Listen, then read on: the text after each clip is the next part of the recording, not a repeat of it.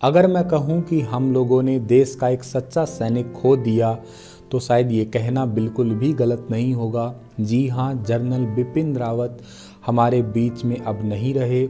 8 दिसंबर को इनका दुर्घटना की वजह से देहांत हो गया है। अब ये इस दुनिया में नहीं रहे, ना ये रहे, ना इनकी पत्नी रही। अब केवल बची हैं तो केवल यादें। स्टार IQ परिवार की तरफ से इन्हें बहुत ही भावपूर्ण श्रद्धांजलि। भगवान ऐसी पुण्य आत्मा को अपने चरणों में स्थान दे। इनके बारे में कुछ तथ्य हैं जो हमें जानना जरूरी है, आने वाले किसी पेपर में भी पूछे जा सकते हैं, तो उनके बारे में भी मैं आपको थोड़ा सा अवगत करवा देता हूँ। चलिए जानते हैं। तो सबसे पहली बात कि इनकी पहली पोस्टिंग हुई थी मिज़ोरम में और इन्हीं को इसी बटालियन का नेतृत्व करने का भी मौका मिला था उस टाइम पे।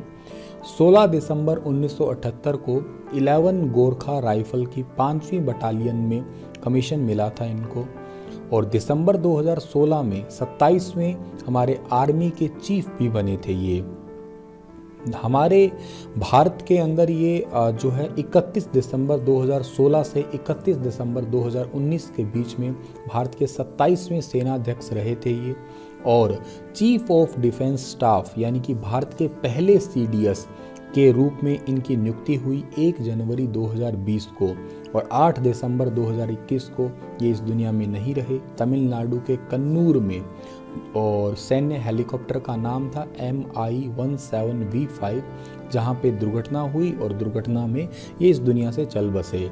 इनको बहुत सारे पदक मिले हुए थे। परम विशिष्ट सेवा पदक, उत्तम युद्ध सेवा पदक, अति विशिष्ट सेवा पदक, युद्ध सेवा पदक, विशिष्ट सेवा पदक, सेना पदक, एड डी कैंप, ये इतने सारे पदक इनको मिले हुए। बल्कि ये तो तैयार थे कि जैविक युद्ध का सामना करने को तैयार हैं। ऐसा भी इन्होंने रिसेंटली एक स्टेटमेंट भी जो है ना वो दी थी।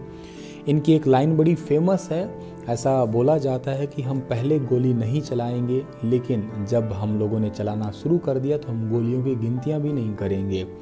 जब पाकिस्तान के साथ में झड़प होती थी, जब सर्जिकल स्ट्राइक्स की बात आती थी, तब ये अपनी इन्हीं लाइनों के कारण बड़े चर्चा में हुआ करते थे।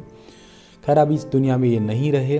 भगवान ऐसी आत्मा को शांति दे। जो बातें ज़रूरी थी वो मैंने आपको सारी बातें बता दी। इनका जन्म 16 मार्च 1958 को और इनका पूरा सफ़र 8 दिसंबर 2021 को समाप्त हो गया। चलिए हंसते रहिए आप लोग, मुस्कुराते रहिए, स्टार IQ चैनल से जुड़े रहिए। धन्यवाद।